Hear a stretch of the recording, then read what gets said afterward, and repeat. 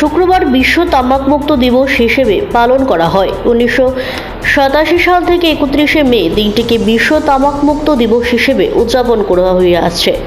এবছর 37তম তামাকমুক্ত দিবস পালন করেছে গোটা বিশ্ব জুড়ে। অন্যান্য জায়গার সঙ্গে তাল মিলিয়ে ত্রিপুরা রাজ্য জুড়ে পালন করা হচ্ছে দিনটি। সাধারণ মানুষের মধ্যে তামাকের ক্ষতিকারক দিকগুলো তুলে ধরার লক্ষ্যে মহিলা মহাবিদ্যালয়ের এনএসএস ইউনিটের পক্ষ থেকে শহরে এক সচেতনতামূলক র্যালির আয়োজন করা হয়। র্যালিটি শহরের বিভিন্ন রাস্তা পরিক্রমা করে। এই র্যালি থেকে তামাক সেবনের বিভিন্ন ক্ষতিকারক সম্মিলিত লিফলেট বিতরণ করা হয় সাধারণ মানুষের মধ্যে।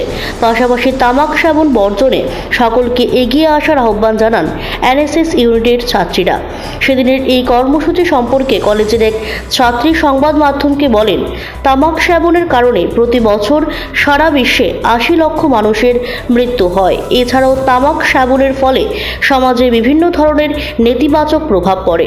তাই সুস্থ সমাজ গড়ার স্বার্থে সকলকে তামাক বর্জন করা উচিত। তারা লিফলেট বিলির মাধ্যমে জনগণকে সচেতন করার উদ্যোগ গ্রহণ করেছেন। এদিনের এই কর্মসূচিতে এনএসএস ইউনিটের কলেজের কোঅর্ডিনেটর রমা ভট্টাচার্য উপস্থিত ছিলেন। তিনিও তামাক সেবনের বিভিন্ন ক্ষতিকারক দিক সম্পর্কে তুলে ধরেন।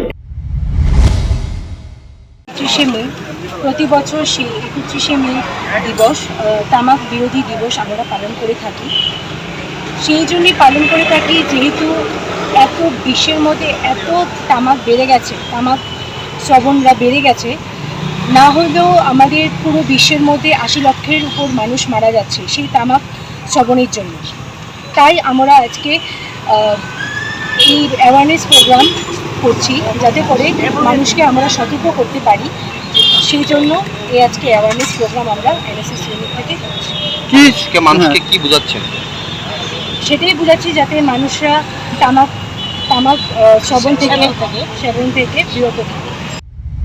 Siri TV, channel for news and entertainment.